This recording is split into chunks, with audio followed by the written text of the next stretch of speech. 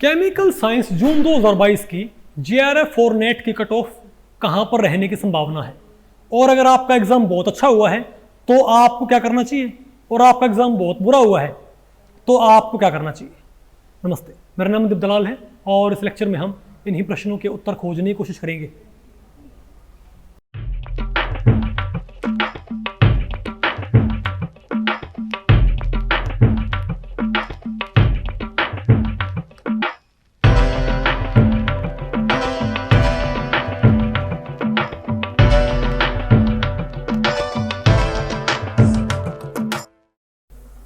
तो भाई 18 तारीख को आपका नेट का एग्जाम था ना, अरे नेट जेआरएफ का, ठीक है। और उसकी मेरे ख्याल से अभी आंसर की नहीं आई है, और ना ही मेरे ख्याल से वो पेपर भी रिलीज किया है। क्या किया आंसर की भाई? ओके, तो देखो भाई, एक तो मैं आपको बताऊँ कि नहीं है भाई, बच्चे पूछ रहे हैं कि उसका उसकी कट ऑफ क्या रहेगी नेट जेआरएफ की। तो हमेशा कहता हूँ भाई कि जो जनरल कैटेगरी है भाई, जनरल कैटेगरी में नेट जो, जैसे मेरे पास जो रिव्यू आया है ना, ठीक है, दिनेश ने पेपर दिया था ना, सुमित पेपर आपने दिया होगा भाई। मेरे पास जो रिव्यू आया है बच्चों का, क्योंकि मैंने भी एग्जाम पेपर देखा नहीं है, पेपर भी मिला नहीं है बच्चों को बाहर, ठीक है, लेकिन जो मेरे पास रिव्यू आए बच्चों के भाई कैसा एग्जाम था, तो मेरे अकॉर्डिंग कि नेट का मतलब 105 में आई थिंक क्या रहेगा आपका जेआरएफ, और 95 में क्या हो सकता है आपका, 95 के अराउंड आपका जनरल कैटेगरी में क्या हो सकता है नेट, ठीक है। अगर मैं सिर्फ जेआरएफ की बोलूं तो 105 के आसपास क्या रहेगा आपका जेआरएफ, ठीक है। और ये मानो 10 नंबर कम करते हो ना आप, मतलब 105 के अंदर आपका जेआरएफ और 95 के अंदर आपका नेट, मतलब ये मेरा परसेप्शन कि इतने में आपका इजीली थोड़ा बहुत इसे ऊपर नीचे हो सकता है, बाकी पेपर देख के हमको मालूम पड़ेगा। और दूसरा, अगर जो भाई जो कैटेगरीज है ना आपकी, ये अरे ओबीसी कैटेगरी है, ठीक है, उसके अंदर आप मानो भाई आई थिंक 95 में आपका क्या हो जाएगा, मतलब उसको 10 नंबर कम कर दो, 95 में क्या हो जाएगा आपका वहाँ पर जेआरएफ, ठीक है। और 87 88 आसपास आपका भाई नेट हो सकता है, ठीक है। और जो भाई SC ST कैटेगरी, वहाँ पर मेरिट काफ़ी कम रहती है, ठीक, वहाँ पर आप मान सकते हो कि 60-70 के आसपास आपका, और 70 के आसपास आपका भाई जेआरएफ पॉसिबल है, मतलब 80 में तो पक्का हो जाएगा, ठीक है। मतलब आप ये मानो भाई 105 आपकी रहेगी अरे जनरल कैटेगरी की, 95 आप मान सकते हो ओबीसी के लिए, जेआरएफ की बता रहा हूँ मैं आपको, ये समझे बात, और 70 आप मान सकते हो SC के लिए, और ये मानो 60 आप मान सकते हो, सॉरी SC के लिए 70, और 60 आप मान सकते हो भाई ST के लिए। अब आपको हो गया नेट का, इसके अंदर क्या रहेगा, आपको एक पैटर्न देखने को मिलेगा कि आमतौर पे ओबीसी में और जनरल कैटेगरी में नेट की जो मेरिट होती है ना, वो जेआरएफ से 10-10 नंबर कम होती है। कितनी? 10-10 नंबर। यानी अगर मान लिया 105 में जनरल वाले का जेआरएफ है, ठीक है, तो ये मानो भाई आपका 95 में क्या हो जाएगा उसका नेट। और अगर मान लिया ओबीसी का 95 में जेआरएफ है, उसका 85 में क्या हो सकता है, ठीक है। लेकिन SC ST कैटेगरी में आपको देखने को वहाँ पर भाई नेट और जेआरएफ, अगर वहाँ पर अगर SC में 70 में और ST में कितना है 60 में, तो वहाँ पर ये जो डिफरेंस होता है नेट का, ये आपको 10-10 नंबर की बजाय थोड़ा कम देखने को मिलेगा। यानी हो सकता है आपको वहाँ पर भाई 5-5 नंबर 6-6 नंबर क्या मिलेगा आपको। मान लिया SC में 70 में क्या आपका जेआरएफ, तो 65 के अंदर क्या हो जाएगा आपका नेट, 65-64 के अंदर, समझे बात। अब ये थोड़ा बच्चों के दिमाग में रहता भाई कि कट ऑफ क्या रहेगी, कट ऑफ क्या रहेगी। तो मैं कहता हूँ हमेशा भाई, अगर पेपर थोड़ा मुश्किल होता, कई बार अगर पेपर बहुत मुश्किल आ जाए ना, एक बार मैं आपको बताऊं, जनरल का जेआरएफ आई थिंक 80 में हो रखा था एक बारी। कितने में? मेरी एक स्टूडेंट थी, उसके 86 थे, उसकी ऑल इंडिया 46 रैंक थी। इतना मुश्किल पेपर था उस टाइम पे, बात आपको पल्ले पड़ी। तो अगर पेपर, लेकिन ऐसा बहुत रेयर होता है कि पेपर इतना मुश्किल आ जाए कि भाई मेरिट बहुत नीचे आ जाए, समझे बात। लेकिन जो मेरा पर्सनल रिव्यू इस बारी भाई, मेरे अकॉर्डिंग ये आपकी क्या रहेंगी भाई, नेट जेआरएफ की कट ऑफ। लेकिन सबसे इंपॉर्टेंट बात यह है कि बच्चे भी पेपर देने के बाद नहीं अपना जो टाइम है वो कहाँ वेस्ट करना शुरू कर देते हैं। हमने पेपर दिया, हमारा एग्जाम होएगा कि नहीं होएगा। मैं कहता हूँ आप ये बस सोचो ही मत भाई, आपने पेपर दे दिया, अब आप उसके बारे में कुछ भी नहीं कर सकते। आपके हाथ में ही नहीं है बात वही कि आप उस एग्जाम को चेंज कर सको। ऐसा है नहीं आप वहां जाके बोलोगे भाई कि मेरा एक क्वेश्चन गलत हो गया था, मुझे वो क्वेश्चन आप ठीक करने दें। बात आपको पहले पड़ रही है। अब जो बात आपके हाथ में नहीं है तो उसके ऊपर टाइम वेस्ट करने कोई फायदा नहीं है। आपका मेन मोटिव क्या होना चाहिए एग्जाम देने के बाद? एक बात नहीं बोलते भाई, try for the best ready for the worst. Exam दिया, भूल जाओ रिजल्ट। इवन आपके अगर मान लिया बहुत अच्छे मार्क्स बन रहे हो ना, मैं आपको बताऊं भाई, मैं बताऊं मेरी सिस्टर ज्योति भाई, ठीक है, जो आपको पढ़ाती फिलहाल, ज्योति के मेरे ख्याल से 140 के आसपास मार्क्स बन रहे थे आंसर की से। आंसर के आने के बाद तो बोली भाई अब मुझे पढ़ने की जरूरत थोड़ी ना है, मेरा तो पक्का जेआरएफ होना है। मैं कहता हूं अगर तूने रोल नंबर गलत भर दिया और तो बात आपको पहले पड़ रही है, नहीं समझे बात? क्योंकि अगर मान ले तूने रोल नंबर गलत भर दिया फर्ज, तो भाई और अभी तो पढ़े नहीं, और मान ले भाई कल को रिजल्ट आए और तेरा एग्जाम ना हो, हालांकि मार्क्स इतने हैं कि तेरा एग्जाम तो पक्का जेआरएफ पक्का होना है, ठीक है, लेकिन अगर रोल नंबर गलत फिल कर दिया या भाई कोई और प्रॉब्लम हो जाए, ठीक है, भूकंप आ जाए, मार्कशीट भाई वेस्ट हो जाए, बात आपको पहले पढ़ रही है। तो मैंने बोला कि अब पेपर दे, अपना दोबारा पढ़ना स्टार्ट कर दे, ठीक है, क्योंकि अगर मान ले 2-3 महीने में आपका रिजल्ट आएगा, अगर 2-3 महीने भाई आप पढ़ते रहते हो, ठीक है, तो उसका कुछ नुकसान तो है नहीं। लेकिन 2-3 महीने आप ना पढ़े ना और एक दिन से पेपर आ गया, फिर भी दोबारा से एग्जाम ना हुआ आपका, तो दोबारा से हर चीज मैनेज करना क्या होता है, आप रिवाइज कर सकते हो इजीली, लेकिन जो फ्लो होता है ना पढ़ने वो टूट जाता है। इसका भी एक माइंड सेट होता है, पढ़ने का क्या होता है एक माइंड सेट, वो माइंड सेट आपका एक बार क्या हो गया, डिस्टर्ब हो गया, फिर दोबारा से पढ़ाई शुरू नहीं होती। इंटेलिजेंट बच्चों को भी भाई दोबारा से पढ़ाई शुरू करने में दिक्कत पेश आती है। तो अगर मैंने बोला ज्योति को कि जी अगर तू इसको पढ़ती रहेगी तो अच्छी बात क्या रहेगी कि जेआरएफ तेरा होना ही है, ठीक है, अगर नहीं होएगा किसी वजह से तो तू बहुत अच्छी कंडीशन में होएगी, तूने सिर्फ पेपर के पास 2 दिन पढ़ना है, 2 दिन रिवाइज करना है, क्योंकि तू लगातार पढ़ती आ रही है और दोबारा एग्जाम देना है, तो कोई दिक्कत नहीं आएगी। आप समझे मेरी बात? तो हमेशा कहता हूं भाई कि एग्जाम आपका कितना अच्छा हो जाए, अगर अच्छा एग्जाम हो जाए तब तो पढ़ना ही पढ़ना है, सॉरी तब तो पढ़ना चाहिए। वर्स्ट सिचुएशन के लिए अगर आपका एग्जाम बहुत बुरा हो जाए तब तो पढ़ना ही पढ़ना है, तब तो आपको एग्जाम दोबारा भाई देना ही है, नहीं समझे बात? तब तो हार मानने से काम चलना ही नहीं भाई। एग्जाम बुरा हो गया तो दिक्कत क्या है, ये तो भाई 6 महीने में मेला दोबारा लगता रहता है। कोई ये बोले मैंने रोल नंबर गलत फिल कर दिया, ये हो गया वो हो गया, भाई कोई दिक्कत नहीं है, हर 6 महीने में एग्जाम, ये कुंभ का मेला नहीं है। अभी कोविड ने थोड़ा ये बच्चों को परेशान कर रखा था, लेकिन अब आप हर 6 महीने में अपनी किस्मत को आजमा सकते हो भाई, ठीक है। और एक बात और भाई, मैं बच्चों को ये बात बोलता हूँ हमेशा कि एग्जाम, जो एग्जाम होता है नेट का एग्जाम होता है, मैं कहता हूँ कर्म करो फल की इच्छा मत करो। इसमें नहीं है, भगवद गीता का एक श्लोक है ना भाई, उसका सार ये है कि कर्म करो फल की इच्छा मत करो। तो इसका कई तरह का इसका एक्सप्लेनेशन है, ठीक है। रेस मूवी में नहीं होता, रेस मूवी में अनिल कपूर क्या बोलता है, मतलब इस गीता के इस जो भाई गीता का जो ये जो फिलॉसफी गीता की है, ठीक है, इसको अलग अलग तरीके से इसका इंटरप्रिटेशन होता है। मूवीज में इसको स्टाइलिश वे में प्रेजेंट करने की ट्राई करते हैं। अनिल कपूर कहता है रेस मूवी में कि भाई गीता में लिखा है कि जैसा कर्म करोगे वैसा फल मिलेगा, ठीक है, तो जैसा फल चाहिए वैसा ही कर्म करो, बात आपको पहले पड़ी, ठीक है। और तो इस मतलब बात आपको पहले पड़ गई ना भाई। और सिमिलरली मूवीज में इसका और भी रेफरेंस होता है। एक फिल्म थी निरूपा रॉय की, मुझे याद नहीं, निरूपा रॉय जो अमिताभ बच्चन की माँ बनती है, अपने बच्चों को खो देती है कुंभ के मेले में, पता हुआ ना आपको? अरे निरूपा रॉय एक बहुत अच्छी लेडी थी भाई, बहुत अच्छी एक्ट्रेस थी पुराने ज़माने में।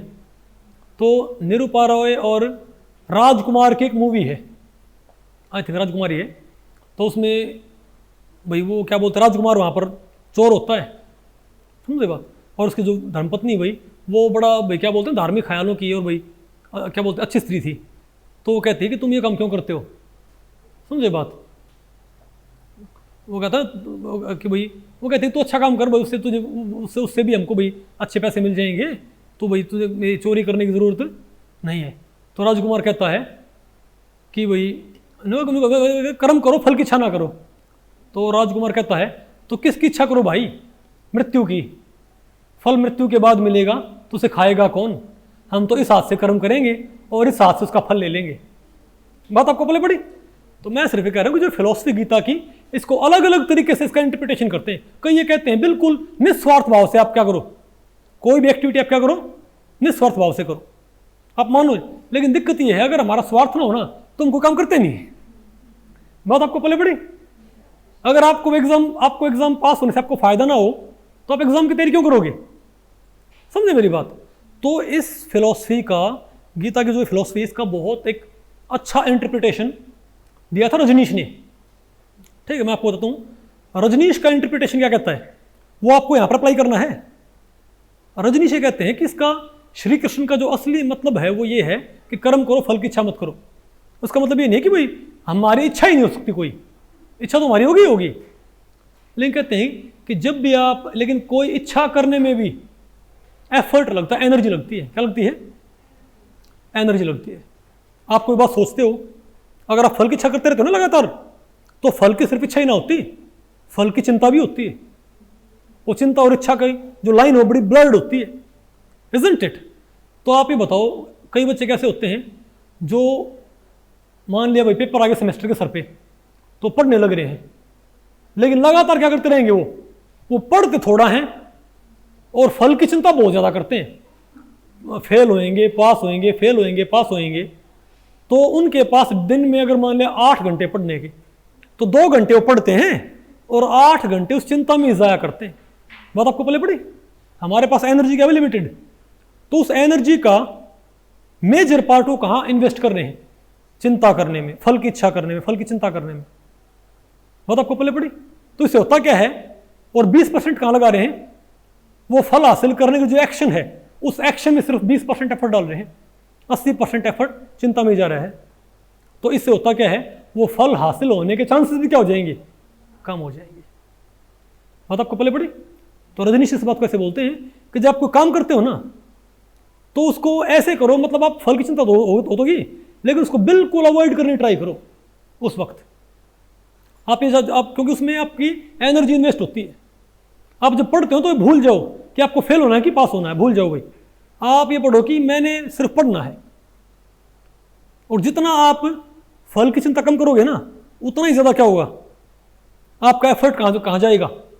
पढ़ने में जाएगा भाई। उतना आपका रिजल्ट बेटर आने के चांसेस बढ़ जाएंगे।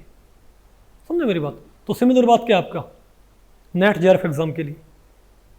ठीक है बात? तो मैं हमेशा एक बात बोलता हूँ, जब आप तैयारी करते हो नेट जेआरएफ की, तो ये भूल जाओ एग्जाम होगा कि नहीं होगा। सारा एफर्ट कहाँ डालो भाई इस चिंता में। अगर आपने इस बात में 10 मिनट सोचा ना, आपने 1 घंटा सोचा भाई कि एग्जाम होएगा नहीं, एग्जाम नहीं हुआ तो ये हो जाएगा, फिर वो हो जाएगा भाई। लड़कियां सोचती घर वाले शादी कर देंगे। बात आपको पहले पड़ रही है? तो जितना आप सोचोगे वो एक तरह से आपका टाइम क्या हो रहा है, वेस्ट। तो एग्जाम से पहले तो फल की चिंता करनी ही नहीं, क्योंकि जितना चिंता करोगे फल की भाई, उतना आपका तैयारी में असर पड़ेगा, तैयारी कम होगी आपकी। और एग्जाम देने के बाद चिंता करने को फायदा नहीं। एग्जाम देने से पहले चिंता क्यों नहीं करनी चाहिए, फल की इच्छा क्यों नहीं करनी चाहिए भाई? क्योंकि उसमें एफर्ट, उसमें एनर्जी लगती है। समझे बात? ठीक है बात? उसमें आपका भाई आपका एफर्ट ज़ाया होता है, आपकी एनर्जी इन्वेस्ट होती है। तो बेटर क्या है, उस टाइम पे फल की चिंता ना करो भाई, सारा एफर्ट कहाँ डालो, ऐसे पढ़ो भाई कि सिर्फ पढ़ना ही पढ़ना है। समझे बात? उसको आप ध्यान की तरह लो बिल्कुल भाई। समझे बात? उसको मानो की वजह से नहीं, क्या होता है मेडिटेशन, जैसे आप सिनेमा देखते हो ना, वहां पर आपको कोई चिंता ही नहीं होती उस टाइम पे, कुछ समय के लिए आप भूल जाते हो दुनिया में क्या चल रहा है, पता होगा ना आपको उस चीज का। ऐसे पढ़ाई करो बिल्कुल बेफिक्र होके। उसमें क्या हो, आपकी सारी एनर्जी कहाँ इन्वेस्ट हो रही है, आपके कॉज को हासिल करने में, और तब अपना पेपर दे दो। हाँ, पेपर देने के बाद चिंता आप कर सकते हो, क्योंकि अब आपकी तैयारी एफर्ट अफेक्ट नहीं होगी। लेकिन अब चिंता करने को फायदा नहीं है, क्योंकि अब आप पेपर में कुछ चेंज नहीं कर सकते भाई।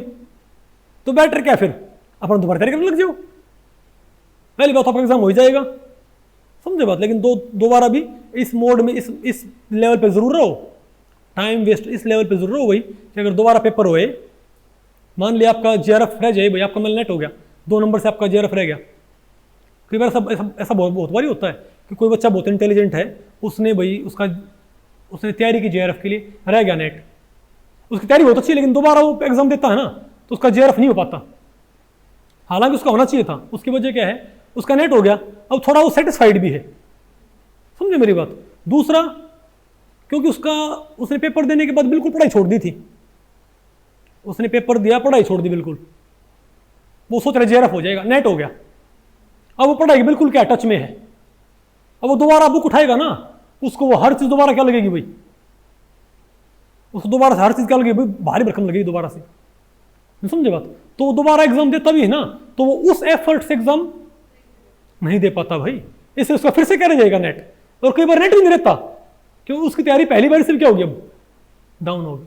अगर पढ़ता रहेगा तो उसको फायदा है, नहीं आपको मान लो उसका पक्का जेआरएफ होना ही होना है, उसने रोल नंबर सब कुछ सही भर रखा, कोई दिक्कत नहीं, पढ़ने से कोई नुकसान तो होता नहीं।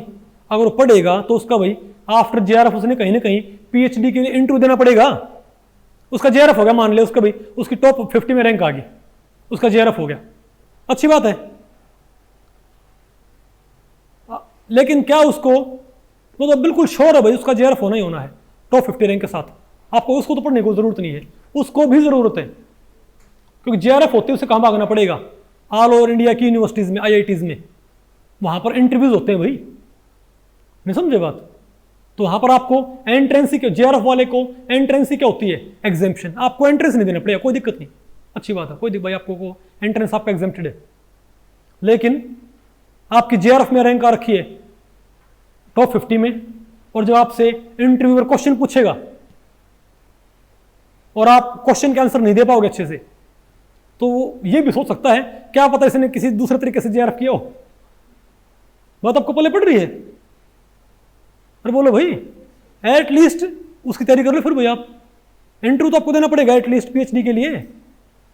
तो आप अगर एग्जाम देते आप पढ़ने लगते हो तो सिंपल बात यह है, पेपर दिया, पेपर खराब हो रखा है तो पढ़ना ही पढ़ना है, क्यों दोबारा पेपर देना है, नहीं समझे बात।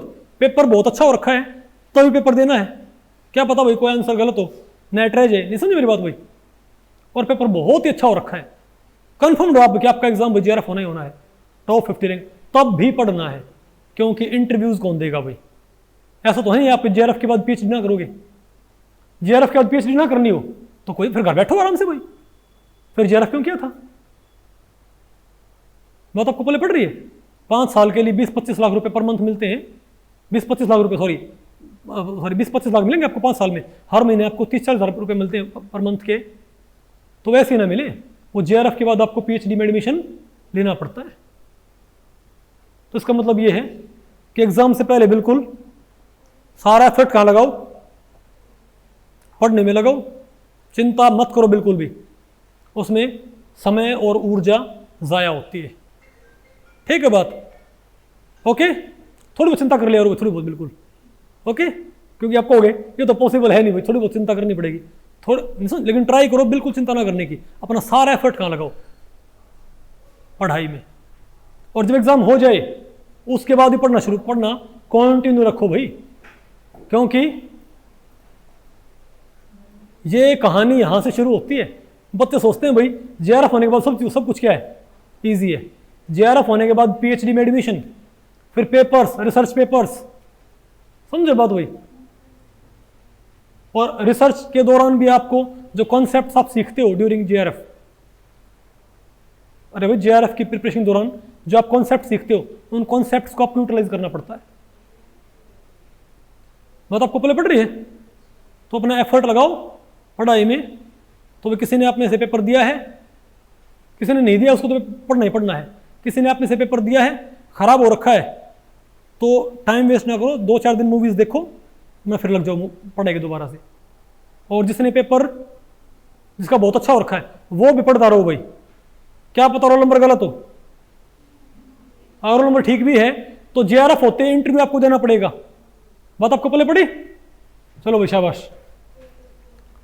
ओके,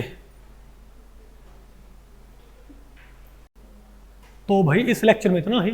अगर इस लेक्चर के बारे में आपके कुछ प्रश्न या सुझाव हैं तो आप मुझे नीचे कमेंट सेक्शन में पूछ सकते हैं, मैं उनके उत्तर देने की पूरी कोशिश करूंगा।